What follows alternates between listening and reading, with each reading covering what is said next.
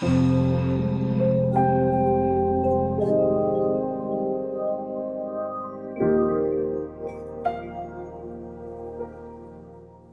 know, there's a version of this place that most visitors never see. They come at noon, walk a trail, take some photos of the bison in the late afternoon light, and they leave before dark. I understand that, because what it costs you to stay, the hours of waiting, the cold, the uncertainty, you can't really know if it's worth it until it is.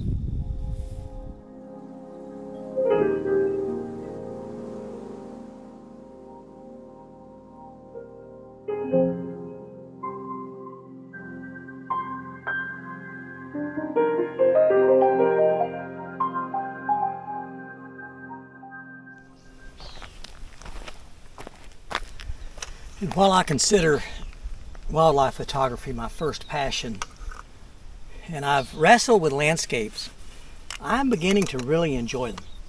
And especially what I call nightscapes, sunsets, sunrises, astrophotography, all of those things. There is a mystery to it and a beauty.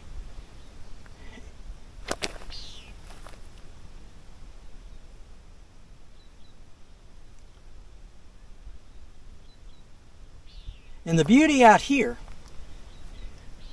is very different than the beauty in the mountains. With the mountains, you have, the peaks provide a foreground, and you can set it up to where the sun is dropping down below those peaks, and you get the sun star that way across the mountains. You also sunrise is the same way, as they come up over the mountains. But in the plains, it's just wide open. Rather than the landscape being the subject, the sky becomes the subject. The Joseph H. Williams Tallgrass Prairie Preserve sits in a part of Oklahoma that doesn't show up on many dark sky maps. But here's the tip. Sometimes the best dark sky locations are the ones that nobody's talking about. 40,000 acres of open grassland. No city lights to the south. No mountains blocking the horizon, just the earth rolling away from you in every direction.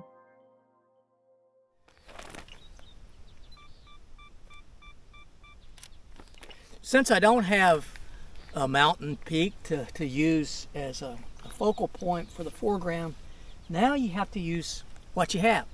So I'm going to check out some plants and try to use some plants as a foreground element.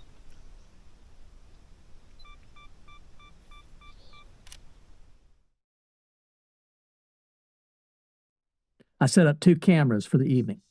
My primary for the stills, my backup for a Milky Way time lapse.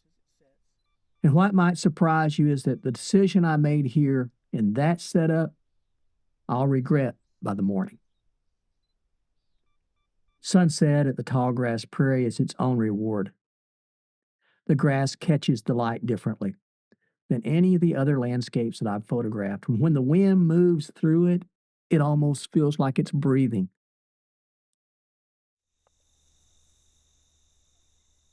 And that's what the shortcut looks like. I was running low on disk space, so I switched my backup camera from RAW to JPG for the time-lapse sequence. JPEG files compress the image data at the capture. In daylight, you might never notice, but in low light with long exposures, the camera's trying to render a Milky Way in a compressed format, and it falls apart. RAW files preserve everything the sensor captures, every photon, every bit of shadow detail. And in post-processing, that data is what lets you bring the night sky back to life. I knew this, and I cut a corner anyway. So I'm putting this right here in the middle of the video where you'll actually see it. The disk space was not worth it. Shoot RAW always. Oh, but the still images. I've photographed night skies in a lot of places, in the Flint Hills, Big South Fork. I've stood in Kansas fields on nights where you could almost hear the silence. But there's something about seeing the Milky Way rising over the Tallgrass Prairie, over land that holds this much history, this much of what almost wasn't here anymore. It stops me in a way that's hard to explain. Less than 4% of the original Tallgrass Prairie remains today, and on a clear night in August, what's left of it goes all the way to the edge of the galaxy. It's just part of the landscape. And I stayed until sunrise. Good morning. Sun's about to rise over the prairie. Not sure there's anything more beautiful than this. After a night shoot, there's a specific kind of quiet that settles in. You've been awake in the dark for hours. And when the light starts, slow at first, then all at once you feel like you've earned it. The Tallgrass Prairie at sunrise is a different place than it is at noon. The dew on the grass catches the horizontal light. The bison are already moving. I packed up slowly, drove to the gravel road back to the visitor center. And I thought about that turtle from part 2, still moving at his own pace. Out here, that's the right speed. The Milky Way time-lapse didn't work. I already told you why. But the stills are some of the best images I've made this year. That's the honest version of a night shoot. Not everything lands. But if you show up and you stay and you keep the camera in RAW, the prairie will give you something worth keeping. Part 4 is the last chapter in this series. Slower, quieter, a moving postcard from a place that I think deserves one. And I'll see you out there.